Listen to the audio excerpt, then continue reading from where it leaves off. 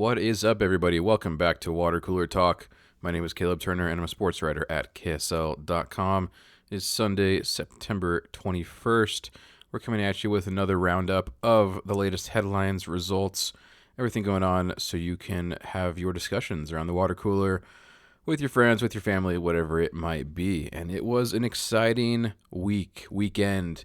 I mentioned last week on this podcast, we're getting to the point where all the sports are coming together. It is the great fall convergence of sports, and that was evident this weekend as just about every team, maybe minus the Utah Jazz, were in action as things start to heat up, actually cool down. We're talking weather-wise, but as far as on the court, on the field, in the games, on our computers, on our TVs, it's heating up. And let's start with just a little bit of hockey, I guess. That's the newest thing coming at you this week. In fact, just tonight, I'm a little late recording tonight's episode because of the Utah Mammoth. Their first preseason games, plural, were today on Sunday as they traveled to Colorado, to Denver, to play the Rocky Mountain rival Colorado Avalanche in a couple games. We're calling them split squad exhibition games in preseason, where half the team goes to one arena, the other half goes to another arena, and it's more or less a division among age and experience. You got your younger players trying to make it on one side. They played at a college arena in Denver, and then I would say the more experienced, closer to NHL ready players faced off at Ball Arena, which is the home of the Avalanche, of the Denver Nuggets as well. So the big major professional arena there in Denver. And it was the culmination of a big week for the Utah Mammoth. They had the soft opening of their practice facility earlier this week down in Sandy. I was lucky enough to be able to attend that. Got a tour from owner Ryan Smith himself as we looked around this, I forget exactly what they say it is, but it's 400-something thousand square foot facility down there at the shops at Southtown, south end of Southtown. And yeah, so that was really exciting. The facility is not totally finished yet. Essentially what they were celebrating or commemorating on Wednesday was the opening of the team player portion of it. So I'd say it's about halfway to 2/3 of the way done. So we're talking ice rinks, locker rooms, lounge, recovery, weight room, all that stuff that the players need. That's all done. And it's really great looking. They've got that Mammoth logo all over the place, got the tusks up all over the place. So if you haven't had a chance to check out the videos or photos of that, I recommend it. And soon enough, in I believe early next year, they're shooting for, I think probably around January 2026, is when the rest of it will be completed and the public can enter and use that facility. In fact, most of the facility, because they're going to open up the ice rinks for youth and community games. There's other locker rooms that will be available to use, and they're going to have. They held the press conference for the grand opening in what will become the public lobby open area, where there's going to be a team store. There's going to be ice skate rentals and all that fun stuff. So when that is completed, like I said, they're shooting for early next year. They were pretty on target for the team portion. They always said around Labor Day, and we were in there last week, almost 2 weeks ago now, for rookie camp, and all the stuff the players needed was done. So that matches up pretty well with that. So if they say early 2026, I think we can trust them on that. So that's something to look forward to for Mammoth fans. Unfortunately, the on-ice product, as far as preseason goes, did not look as great for the Mammoth. They did lose both of the games against the split Avalanche squad. The younger group over at the university lost 5-1, and then the other group lost 3-2 up at Ball Arena, with a couple nice goals. One in particular for the Mammoth in that second game, scored by Daniil Boot, one of their top first-round prospects, coming over from Russia. He has signed his entry-level contract with the Mammoth. So it's safe to assume that he's getting close to joining the team.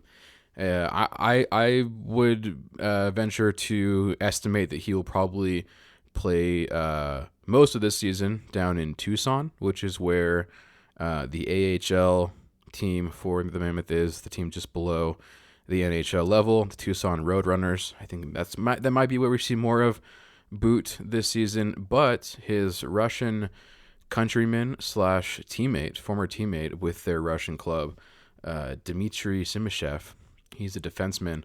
Boot is a forward. So Simashev seems like he might be closer than Boot to making that NHL jump. He's just a little more refined, I would say. They're both huge. I think Boot's like 6'6", Simashev is like 6'4", 6'5", so they're both very large, impressive specimens. But as far as, skating ability, once again, I'm certainly not anywhere close to an expert on hockey, but just from what I've seen, from what I've heard, people saying Simashev probably a more NHL ready prospect. But exciting times. They both played in that second game with what you might call the A team, the better team, I guess. Neither one started. They both came in on the second lines. So second line on the offense for Boot, second pair defense for Simashev. Once again, they did end up losing that game, unfortunately, 3-2. They tied it late, 2-2, but then just allowed a goal immediately after by Colorado to take the lead, and that was all she wrote for today. The good news is they're right back at it tomorrow. Mammoth heading to Anaheim to take on the Ducks. So they have a chance to right the ship and get that win just 24 hours later to hopefully make some developments in preseason as they get ready for the start of the season on October 9th. So that's it, I think, for our Mammoth at this moment. But while we're on the topic of some unfortunate losses, there were plenty to spare this week in Utah sports. We'll go ahead and start with soccer with Real Salt Lake. They had a pair of games this week against LAFC. Some of you may know they're a very successful team. They've had a lot of great players, and they have a great player right now in Son Heung-min. My dad would correct that pronunciation of the South Korean superstar's name, and he scored a hat trick in the game in Sandy against RSL in that first 4-1 win. And then there was another 4-1 win for LAFC in LA with a hat trick scored that time by his forward partner up top for LAFC, Denis Bouanga. So not great results there for RSL as they are still on the outside of the playoff group. In fact, without a win in either of those games, they were leapfrogged by a couple other teams, FC Dallas, one of them, I believe, to now being 3 spots out of the playoffs. So not exactly where you want to be heading into the final 4 or 5 games of the season for RSL. However, on the flip side of that, the Utah Royals won on Friday. They got a 3-2 win over Louisville, and that was their second win in a row, third win in their last 4 games, and the Royals have now gone 6 in a row without losing. So, it's sometimes things flip like that. Earlier on this year, both teams weren't doing so hot. RSL had a bit of a run. Now they're cooling off. Well, now it's the Royals' turn. They only have 2 more home games left, so if you do want to come check out the Utah Royals, I would recommend it. Do so sooner rather than later because they are on a good run right now. Like I said, they haven't lost in 6 games. They have a couple on the road now, but they'll be back in early October, so I'd recommend going out to check them out. But now, of course, on to the main subject that everybody wants to talk about, and we'll start with the loss in college football the loss that took the Utes out of the top 25 this weekend, and that was a 34-10 loss to Texas Tech. This was one of the biggest games of the week in college football. They brought the full big noon kickoff team for Fox to hype this game up there on the campus, up on the hill. Texas Tech coming in ranked number 17, Utah coming in ranked number 16. So this was just right there, close battle, and it was that close battle for the first half or so, maybe even the first three quarters. As you know, both teams, it was pretty low scoring, seemed like a defensive matchup. Some injuries, penalties, all that fun stuff, turnovers. And then this quarterback, Hammond, I believe is his last name, for Texas Tech, coming in for their injured starter, and just was explosive and just went off. Utah really didn't have any answers there in the second half. They rattle off, whatever it is, 24 points in that second half, and end up in what looks like a blowout win at the end, 24-point win for Texas Tech on the road at Rice-Eccles Stadium, which got Texas Tech into the top 10 in the AP Top 25 and booted Utah right out of it. BYU, on the other hand, got into the top 25 with their win on the road at East Carolina, 34-13. They did not start Big 12 play this week like Utah did. That will be coming up next week. But lastly, our final college football result to talk about was another win for the Utah State Aggies, 48-7 over FCS team McNeese.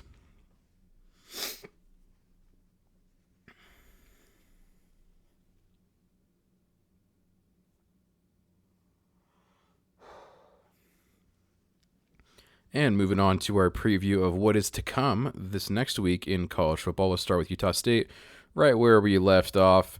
The Aggies coming in at 3-1, hitting the road to take on a ranked team once again. They had that battle with A&M earlier this season, heading to number 18 Vanderbilt next Saturday. Morning game on SEC Network. That should be a big, big test for those Aggies. See if Bryson Barnes and co., if that high-powered offense can keep things going on the road against a tough Vandy team. BYU, like I mentioned, starting Big 12 play on the road at Colorado. BYU now ranked 25 in the nation. That game, it's a late one at Colorado in Boulder at 8:15 p.m. next Saturday on ESPN. So a big late night game. What would have been, a little Pac-12 after dark action a couple years ago. Who knows? We might still have some fun Big 12 after dark action there with BYU and Colorado. See if Bear Bachmeier can keep things going. We talked a lot about him a couple weeks ago on this podcast about how he would have some tests coming up, and so far he's done pretty well. They haven't lost a game, so you could say he's passed the test so far. But Big 12 play is another animal, as the Utes discovered this week against Texas Tech. They'll look to rebound with a road game at West Virginia. That big East Coast road trip that doesn't make a whole lot of sense, but this Big 12 conference, man, is it big geographically, spanning all the way to West Virginia. So big game there for the Utes as they head out. That'll be an afternoon game once again on Fox at 1:30 p.m. next Saturday. So a lot of exciting stuff coming up, getting into the thick of those Big 12 battles. Really, really thought that was going to be a close one with Texas Tech and Utah. I think it could have been. But yeah, once again, that quarterback came in and just kind of separated himself. Utes couldn't really get a whole lot going on offense, still trying to figure out a lot of things, I would say. Trying to figure out run game, trying to figure out receivers. I think the balance for quarterback Devin Dampier, whether he runs or passes, because he can do both so well, I think figuring out when to do both those things will be important lessons to bring up for them as things keep going, as they look to rebound.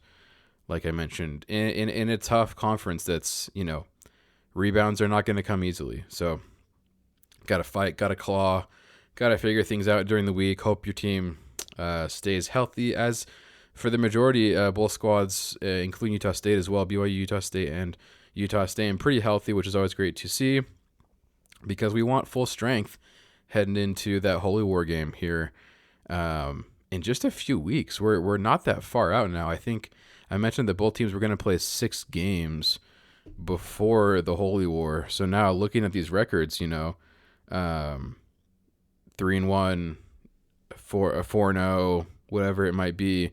We've only got a couple weeks left then until that Holy War game. So something to look forward to. Hopefully both teams enter that week in good form, good health, and that's going to be an exciting one. It'll be down in Provo, Lavelle Edwards Stadium.